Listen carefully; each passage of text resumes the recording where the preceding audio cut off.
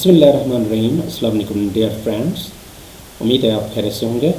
आज इस वीडियो में जो करंट इशू के बारे में एक पहली वीडियो भी आ चुकी है, part 1 dengue fever and it's treatment part 1 था। अब ये पार्ट 2 है, ट्रीटमेंट और इसकी मैनेजमेंट होगी। इसके बारे में आपने प्रॉपरली इसको देखना है, क्योंकि इसमें मैनेजमेंट वेक्टर की मैनेजमेंट भी है, ह्यूमन बीइंग की मैनेजमेंट भी है, वायरस की मैनेजमेंट भी है। तो इसको समझना बहुत ज़रूरी है। नावल मैनेजमेंट ट्रीटमेंट मेथड्स में इसको रखा गया है, dengue fever and it's treatment part 2। I am doctor Abdul मालिक, PhD pharmacology, college of pharmacy, university of Sargodha. इसमें आप ऑथेंटिसिटी के लिए आप इसको गौर से समझेंगे, चीज़ें आप देखेंगे तो आई थिंक बहुत सारी चीज़ें आप अवेयर हो जाएंगी और अपने आप को आप बचा सकते हैं, लोगों को बचा सकते हैं और उनको सही गाइड कर सकते हैं। Now coming to the first, इसको देखते हैं कि कौन कौन सी थेरापीज़ हैं, कौन कौन से मेथड्स हैं हम जिनसे हम इसको बचा सकते हैं।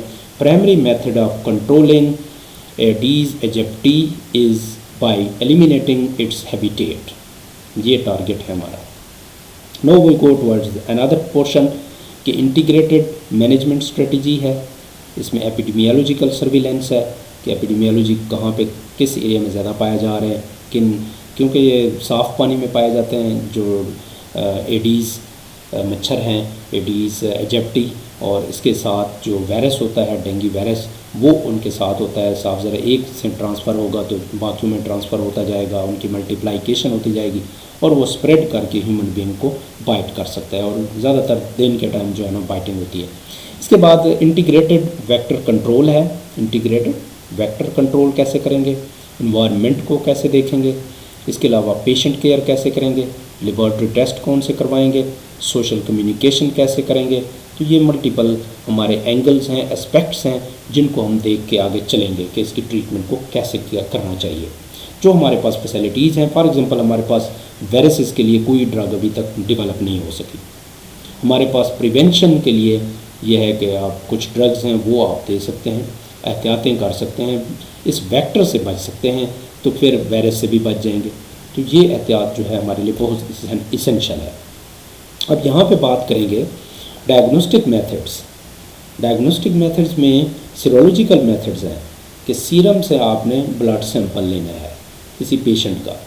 तो इसमें से क्या चीज़ें आपको, एलेजर टेस्ट होता है, एलेजर टेस्ट है, उसको आप करवा के इम्यूनोग्लोबुलिन M या इम्यूनोग्लोबुलिन G को एंटी डेंगू एंटीबॉडीज़ हैं, ये अगर नज़र आ जाती हैं, वो या तो होगा कि रिसेंट अभी हुआ है या पास्ट इन्फेक्शन का चांस है कि पहले आपको हुआ है। तो ये इंडिकेशन करते हैं सीरोलॉजिकल मेथड्स में। इम्यूनोग्लोबुलिन M जो है 1 वीक से 4 वीक तक ये नज़र आ सकती है, यानी 3 महीने तक भी ये देखी जा सकती है, उसमें मौजूद हो सकती है, डिटेक्टेबल है। इसके बाद अगर हम इसको वेरीफाई करना चाहते हैं, कंफर्म करना चाहते हैं कि वाकई ये वायरस है, मौजूद है, और भी क्योंकि इम्यूनोग्लोबुलिन M या इम्यूनोग्लोबुलिन G जो है और भी इंडिकेटर कर सकती हैं कि कोई और इन्फेक्शन भी हो सकता है। तो ये थोड़ा सा प्रॉब्लम है, तो इसलिए हमने इसको कंफर्म करने के लिए इसका PCR RT-PCR इसे कहा जाता है, रिवर्स ट्रांसक्रिप्टेज PCR, क्योंकि RNA वायरस है, इसको रिवर्स ट्रांसक्रिप्टेज में, जैसे कि HIV वायरस है वो भी रिवर्स ट्रांसक्रिप्टेज वायरस से बनता है, यानी उसको करते हैं PCR करते हैं, एड्स वाला जो वायरस है। इसी तरह ये आप इसको बाकी जो है वो PCR के थ्रू होता है, कोरोना वायरस। तो लिहाजा वायरस में भी isolated from blood during first few days of infection and detected by reverse transcriptase PCR। तो ये हमारे पास आ गया। अब यहाँ पे बात करेंगे कि what are the management methods, कैसे आप करेंगे। सबसे पहले no cure of dengue virus is available up till now. सबसे पहली बात ये है, ये अब डिपेंड करता है नेचर ऑफ द पेशेंट के ऊपर। पेशेंट आइदर इन्फेंट है, छोटा बच्चा, उसको ज़्यादा ख़तरा हो सकता है।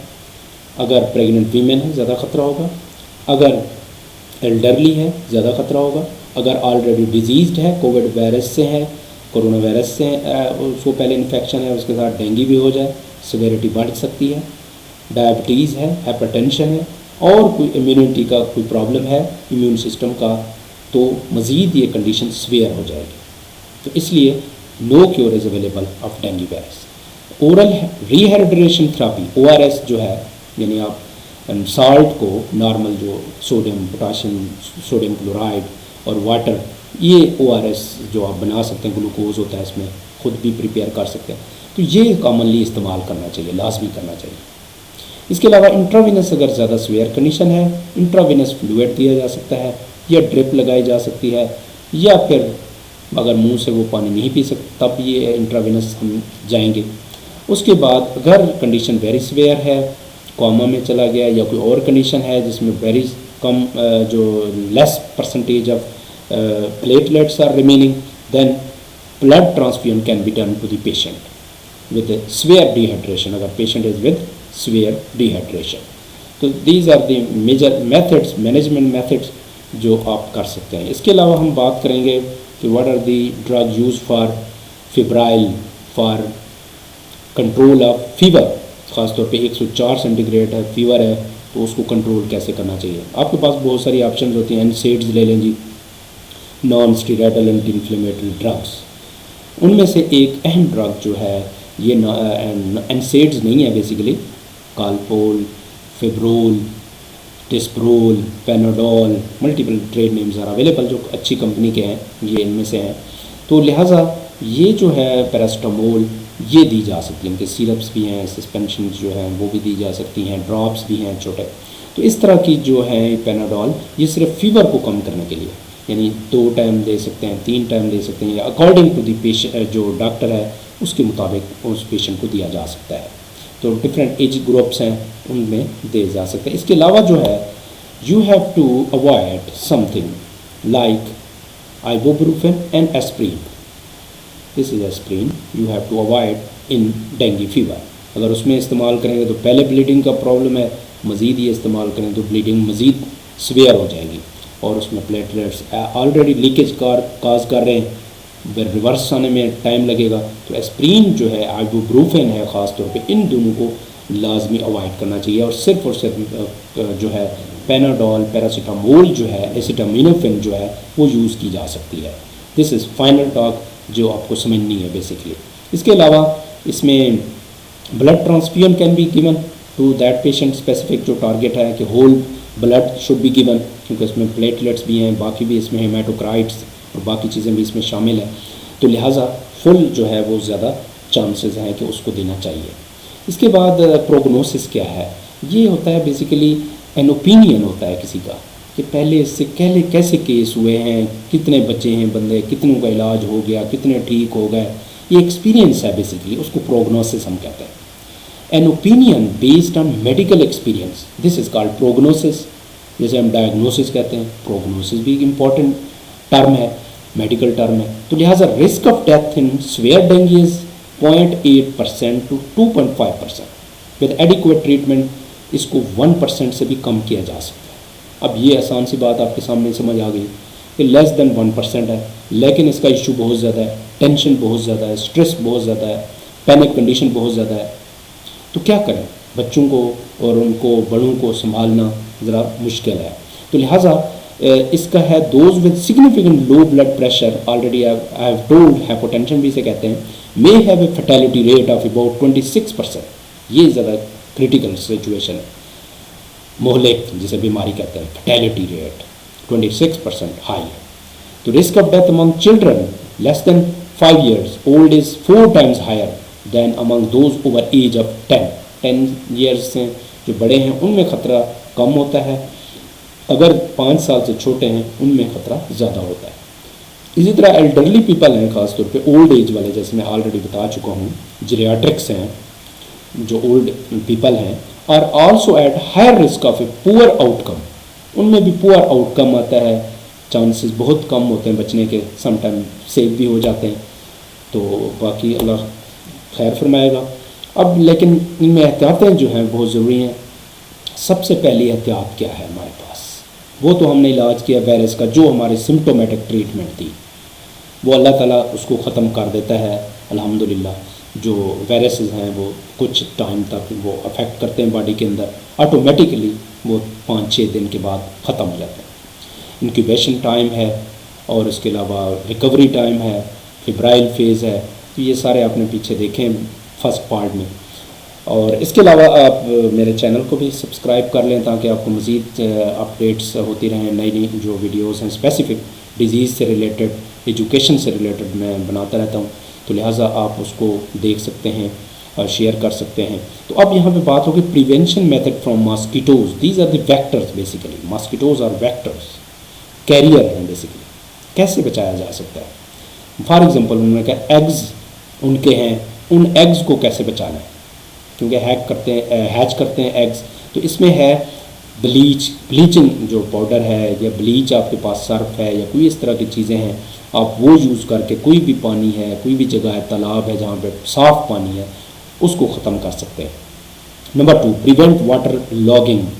वाटर लॉगिंग, इकट्ठा खड़ा हुआ है पानी, उसको ख़त्म करें। इसके अलावा लार्वे को कैसे रोका जा सकता है? लार्विवोरस फिशेस जो हैं, एक मेथड बनाया गया है। ये नए जो मेथड्स हैं, एंटोमोलॉजिस्ट हैं, बायोटेक्नोलॉजिस्ट हैं, एग्रीकल्चरिस्ट हैं, एग्रीकल्चर जो पढ़ाते हैं या उनके जो एक्सपर्ट हैं वो इसके ऊपर काम कर रहे हैं। और लार्विवोरस फिशेस के ऊपर भी उन्होंने देखा है कि बहुत ऐसी फिशेस होती हैं जो लार्वा को किल कर देती हैं, खा जाती हैं। वो इनके जो लार्वा बनते हैं पानी के अंदर उनको ख़त्म कर देती हैं, फीड कर जाती हैं मतलब। तो इसको इस्तेमाल करके एक मेथड है ट्रीटमेंट, इनकी प्रिवेंशन का मेथड है, लार्वा को बचाया जा सकता है। BTI है, पैथोजेनिक फंजाई भी इस्तेमाल की जा सकती है, ये भी लार्वा को किल करती है।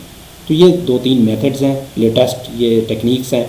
इसके अलावा यहाँ पे एक और मेथड है, प्यूपा को भी ख़त्म किया जा सकता है। ये भी लार्विवोरस फिशेस भी यूज़ की जा सकती हैं। पैथोजेनिक फंजाई जो यहाँ पे इस्तेमाल हुई, ये भी की जा सकती है प्यूपा को ख़त्म करने के लिए। इसकी फॉर्म है बेसिकली, ये मॉस्किटो की डिफरेंट फॉर्म्स हैं कि वो एग्स भी हो सकता है, लार्वा बनता है, फिर प्यूपा बनता है, इमरजेंस होगा, मैटिंग होगा, फीडिंग होगा। ये एक मतलब उसकी मुख्तलिफ स्टेजेस हैं कि जिससे लाइफ साइकिल उसका चलता है। तो लिहाजा इस लाइफ साइकिल को हम मुख्तलिफ जगहों से हम उसको रोक सकते हैं, प्रिवेंट कर सकते हैं। दिस इज़ प्रिवेंटिव मेथड्स, जो कि हाई लेवल पे, बड़े कंट्री लेवल पे ये किया जाता है। वर्ल्ड हेल्थ ऑर्गेनाइजेशन है, दूसरे हैं जो इनके ऊपर जोर दे रहे हैं कि ये ख़त्म करें पूरी तरह। लेकिन फिर भी बेएहतियाती और इसमें प्रॉपर जो है ड्रेनेज, प्रॉपर चीज़ें नहीं हो सकती, जिसकी वजह से ये डिज़ीज़ जो है वो कॉमन होती जा रही है। आजकल भी 2021 में बहुत ज़्यादा हाई है ये। तो लिहाजा इसमें बायोडिग्रेडेबल ऑयल्स हैं, ये इस्तेमाल किए जा सकते हैं। ऑयल डालेंगे तो ये लार्वा प्यूपा जो है ना ख़त्म हो जाएंगे, किल हो जाएंगे। इमरजेंस क्या है? इसके ऊपर अल्ट्रा लो वॉल्यूम फॉग्स हैं, फॉगर्स होते हैं, बहुत बड़े स्प्रे करते हैं, जिससे बड़े बड़े फॉगर, ये गार से बहर जो करते हैं स्प्रे, उसमें ऐसे धुआं नज़र आता है आपको, तो उसको फॉगर कहते हैं। Ultra low volume fogs, thermal fogs, insecticide use करके इसकी इमरजेंस को रोका जा सकता है। किसी भी जगह पे जहाँ पे ज़्यादा चांसेस हों, जहाँ पे ज़्यादा ख़तरा हो, जहाँ पे इसके जो इन्फेक्शन के स्प्रेडिंग के या इनके ग्रोइंग के चांसेस ज़्यादा हों और पॉपुलेशन जहाँ पे करीब ज़्यादा हो, तो उसमें ख़तरा बढ़ सकता है। इसके बाद मैटिंग को हम कैसे रोक सकते हैं? इसकी यानी मेल और फीमेल जो है मैटिंग करते हैं, फिर इनकी ग्रोथ होगी और आगे जो है बर्थ, उनके ऑफस्प्रिंग्स होंगे और आगे बर्थ होगी। तो लिहाजा इसमें से हम कैसे इस मैटिंग को रोक सकते हैं, मेल और फीमेल की? तो लिहाजा फीमेल, क्योंकि ये मॉस्किटोज़ हैं, एनोफिलीज़ मॉस्किटोज़ जो मलेरिया काज करते हैं वो भी फीमेल है, और जो एडीज़ मॉस्किटोज़ है यहाँ पे इजिप्टी, ये भी जो फीमेल है बेसिकली। तो लिहाजा वोल्बैकिया पाइपेंटस जो है, वोल्बैकिया पाइपेंटियस जो है, ये एक बैक्टीरिया है जो कि इसके अंदर अगर दाखिल कर दिया जाए किसी भी मेल जो मॉस्किटो है, तो वो उसकी स्टेरिलिटी कर देता है, उसको आगे ग्रो नहीं करवाने देता फीमेल को। इससे जो है उन ग्रोथ जो है वो की जा सकती है। ये बायोलॉजिकल मेथड्स हैं, लेटेस्ट टेक्निक्स आ रही हैं, SIT मेथड है, रिडल मेथड है, ये इनकी मैटिंग को स्टेराइल कर देते हैं ताकि आपस में मैटिंग नहीं होगी, एग्स नहीं होंगे, ना कोई और चीज़ बनेगी, और जिससे मॉस्किटोज़ की कंसंट्रेशन कम हो जाएगी और आगे वायरस की जो कंसंट्रेशन है वो ऑटोमेटिकली कम हो जाएगी, क्योंकि ये कैरियर नहीं होंगे तो वायरस कहाँ जाएगा, ख़त्म। तो लिहाजा इस चीज़ को हमने ज़ोर देना है, इन स्टेजेस को। इसके अलावा फीडिंग को हम बचा सकते हैं, जैसे इंसेक्टिसाइड ट्रीटेड नेट्स हैं कि ऐसे नेट्स आप इस्तेमाल करें, जाली इस्तेमाल करें ताकि आपको वो काट ना सके, एहतियात होते हैं। इसके अलावा वियर प्रोटेक्टिव क्लॉथ्स होते हैं, कपड़े पहनना, ऐसे फुल कपड़े पहनना ताकि वो जिस्म को किसी भी जगह पे काट ना सके जो भी मॉस्किटो है। इसके अलावा रिपेलेंट्स हैं कि ऐसे रिपेलेंट जैसे मॉस्पेल है, multiple other names are there जो हम यूज़ कर सकते हैं और वो रिपेल करवाते हैं, मॉस्किटो को करीब नहीं आने देते, उसकी स्मेल जो है ना इतना ख़तरनाक होती है। तो इस वजह से हम प्रिवेंशन करेंगे तो हमारे जो वायरस है वो भी नहीं होगा, उसकी भी प्रिवेंशन हो जाएगी और ह्यूमन बीइंग जो है वो सेव हो जाएगा, उसकी लाइफ जो है वो परेशानी में नहीं आएगी। तो लिहाजा इन मेथड्स को ये वर्ल्ड लेवल पे, कंट्री लेवल पे, मुख्तलिफ प्रोवेंसेस लेवल पे करवाया जा रहा है, यानी पाकिस्तान में भी इसका देखा गया है। और Aedes aegypti mosquito is the main transmitter of dengue, Zika virus, chikungunya and yellow fever viruses. इन्हीं की टाइप में से मॉस्किटो है जो एडीज एजिप्टी है, वो ये और भी डिजीज़ काज करता है।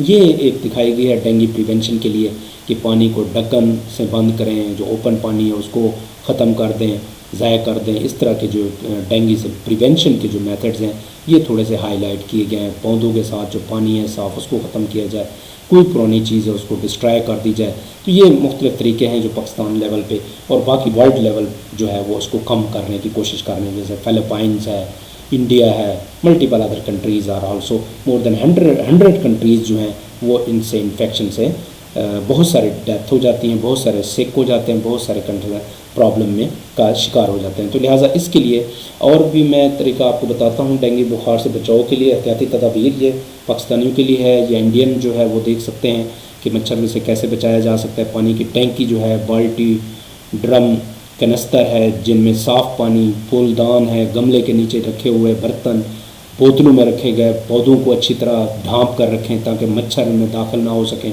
मच्छरों से बचाव के लिए खिड़कियों और दरवाज़ों पर जालें लगवाएं। सोते वक्त दवा लगा कर मच्छरदानी का इस्तेमाल करें, यानी दवाई वाले जो मच्छर है नेट जो अब मिल जाता है।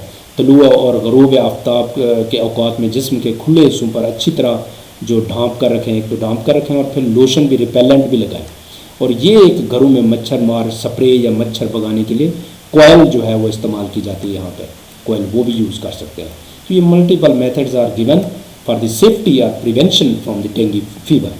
और ये वेक्टर जो है मॉस्किटो नहीं बाइट करेगा तो उसके सलाइवा के अंदर, क्योंकि ये बैक्टीरिया वायरस होता है और वो बॉडी के अंदर दाखिल नहीं होगा, जिससे ये प्रॉब्लम जो है फीवर नहीं होगा, सीवियर फीवर नहीं होगा। जो कंडीशंस हैं, वोमिटिंग है, नाजिया है, ब्लीडिंग है, सीवियर कंडीशन है, तो वो भी नहीं होगी, प्लेटलेट्स भी कम नहीं होंगे। तो इन चीज़ों से बचाव का ये मेथड है। इसके अलावा डेंगू बुखार से निजात के लिए रूहानी इलाज भी है।